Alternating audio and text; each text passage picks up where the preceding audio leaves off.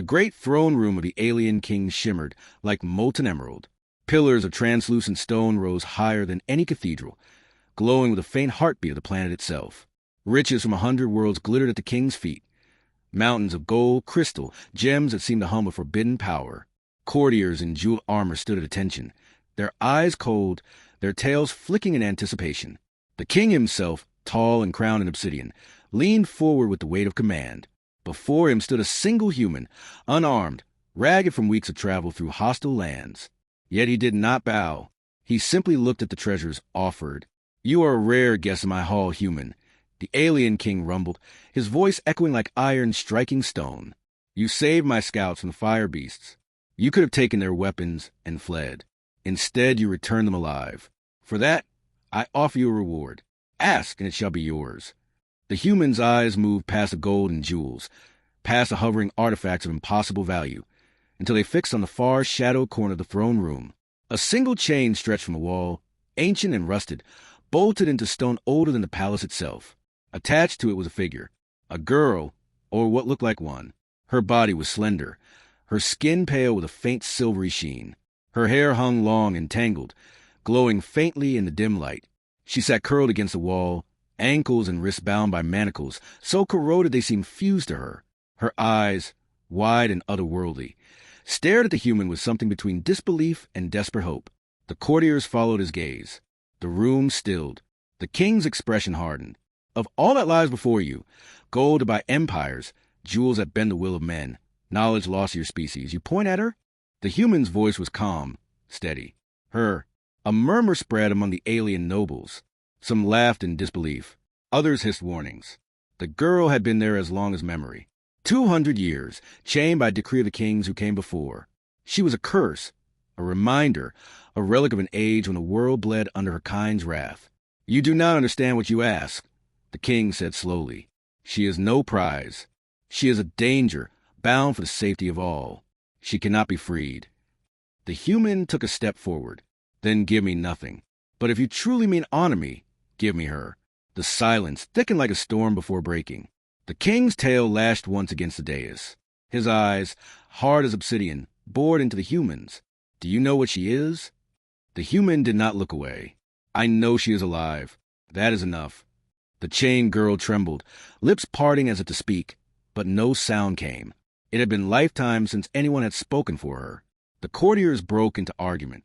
Some demanded the king refuse. Others whispered it might be a fitting end, to let a reckless human bear the curse. But the king silenced them with a single gesture. At last he spoke. "Very well. Take her. But when she destroys you, remember that it was your own choosing." The manacles were struck with a great hammer of black iron. Sparks flew, and for the first time in 2 centuries, the chains fell away. The girl collapsed forward, too weak to stand. The human caught her before she hit the floor. Her body was light, fragile, trembling as if used to touch. Her voice was a whisper, dry as dust. "Why me?" He looked at her gently. "Because no one else did." The courtiers watched in stunned silence as the human lifted the cursed prisoner into his arms and carried her from the throne room. The king said nothing, but his gaze lingered on the girl with something unreadable, regret, perhaps, or warning. Outside the palace, the air was sharp with alien winds.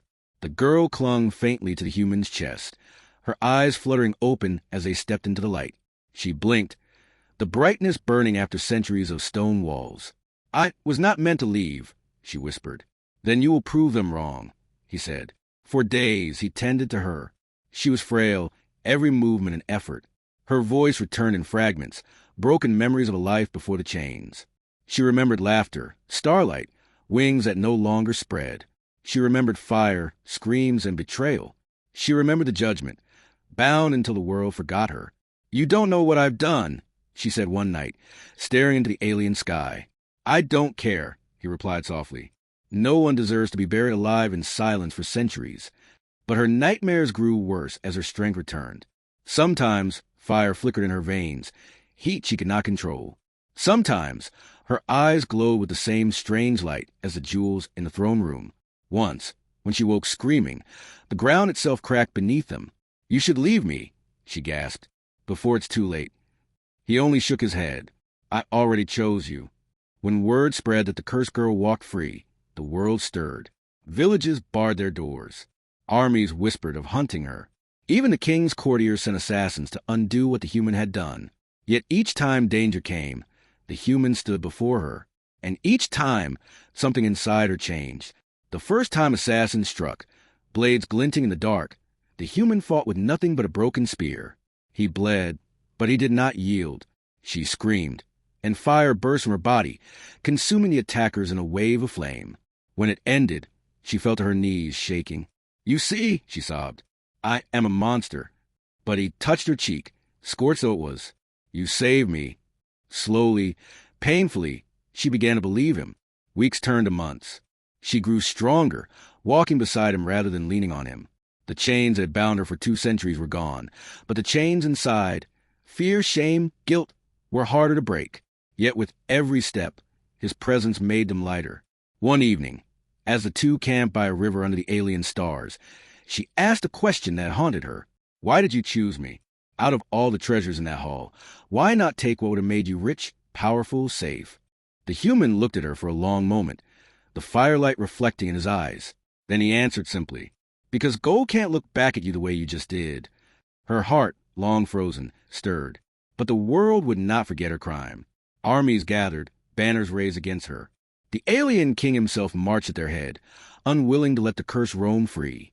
The ground shook as legions advanced. On the battlefield, the girl stood beside the human. Fire coiled around her hands. Fear burned in her chest. "I can't fight them," she whispered. "You don't have to," he said. "Just be you. I'll stand with you." When the king's armies clashed with the human and the cursed girl, something impossible happened. She did not unleash destruction. She unleashed life. The fire burned not to kill, but to shield. The earth rose to protect instead of destroy. For the first time in 2 centuries, her power answered her heart, not her fear. The alien king watched as his legions faltered, not from defeat, but from awe. He lowered his weapon, his gaze locking on the girl he had ordered chained. "You," his voice shook with something like wonder. "You were not a curse. You were our salvation, and we bound you instead." The girl's knees trembled, but the human caught her hand. She stood taller. "No," she said firmly. "I was both. I made mistakes, but I will not be your prisoner again." The king bowed his head, for the first time acknowledging what he had never admitted. When the armies dispersed, when the fires dimmed, the girl and the human walked away together. No longer chained, no longer cursed, but free. And though the world whispered of them, the human who refused gold, the girl bound for 2 centuries, they lived not as legend, but as something simpler, as 2 souls who had chosen each other when no one else would.